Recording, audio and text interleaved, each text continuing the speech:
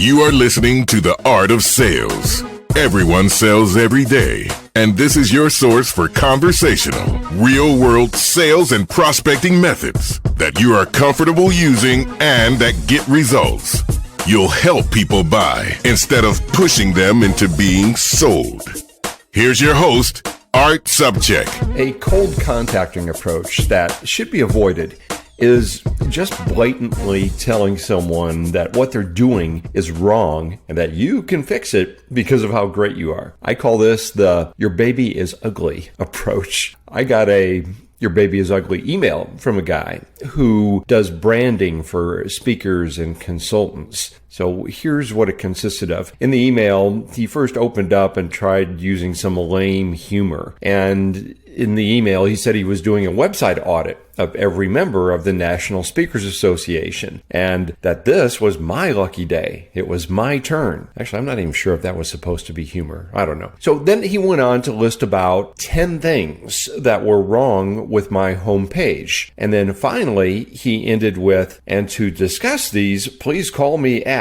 Now, I went through them. I tried to be objective, and granted, I could agree with some of them, but there was something else going on in my mind, and that was, of course, just human nature. He was telling me my baby was ugly, and ironically, he violated one of the suggestions that he made to me. He said there was nothing prominent on my homepage about me personally. And if someone didn't know me, they wouldn't care about everything else. So I guess it would have been too much work to click on the About Art tab. Anyway, I digress. So here was this guy that I never heard of before telling me how bad my site was. That really endeared me to him and made me think, ooh, great points. Thanks. Let me hire you right now. Well, of course not. So how do most humans view unsolicited advice from someone who has no credibility with them, especially if that advice is critical? Well, you know, exactly. Most people get defensive and perhaps a little bit annoyed, even if the advice is valid. The problem is the emotion blocks the logic. Someone listening to all of this might justifiably say, wait a minute, isn't selling about finding problems and helping to fix them? Yeah, it is. But the key here is how we do it, how we approach the person and the process. And it is not the "your baby is ugly" approach where we just directly tell someone they're wrong. How's that work out for you?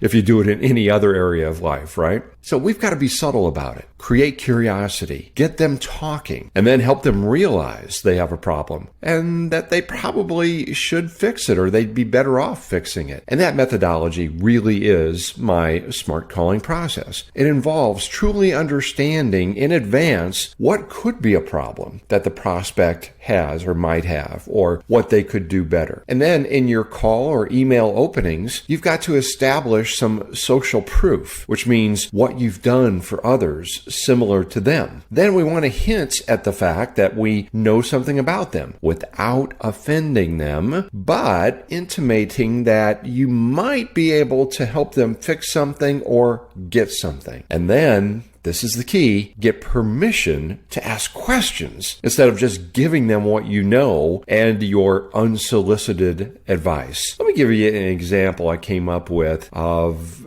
what this guy could have said. He could have said, Art, I specialize in working with your peers in the NSA and have helped many take what was already a well-performing website and help them make some minor tweaks that provided big results in speaking inquiries and bookings. And just looking at yours, I've identified at least 3, and there might be even more. I'd like to ask a few questions to see if you'd like to hear them. Now, that I would have been open to. Let me break this one down and show you how this works or why it worked. So he started out with, I specialize in working with your peers in the NSA. So now he's saying that he's already worked with people at my peer level. And then he gives the possible benefit. He's helped take what was already a well-performing website. Now notice that's not saying your baby's ugly. That's saying, hey, it's already working. And then here's the but help them make some minor tweaks that provided big results in speaking inquiries and bookings. That's the result. That's what everybody who is a speaker is looking for. Then at the end, he says, in looking at yours, I've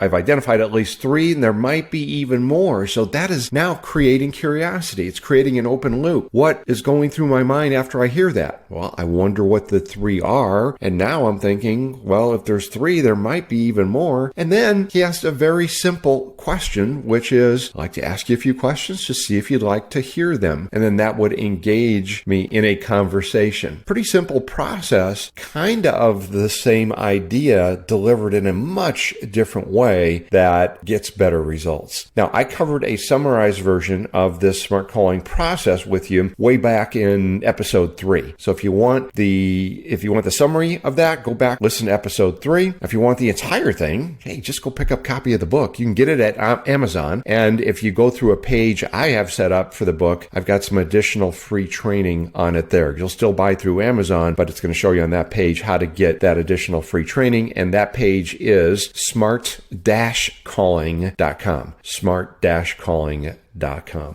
All right. Hey, you know what time it is. Your attitude will be in every way you'll never feel what they say. It's the art of the sales. Quote of the day. That's right. It's time for the quote of the day. And today's quote comes from author and speaker Simon Sinek, who says, "We must all try to empathize before we criticize. Ask someone what's wrong before telling them they are wrong." And that ties directly into our point today. Hey, I've got a free resource for you. It's my free ebook of 501 sales tips on all parts of the sales call process, which of course can be used in face-to-face sales as well as your email sales and voicemails. And you can pick that up at my blog, which is Smart Calling, no dash on that one, smartcalling.com, smartcalling.com. Thank you so much for investing your valuable sales time with me. Until next time, go out and make it your best sales day ever. I'm Art Subject.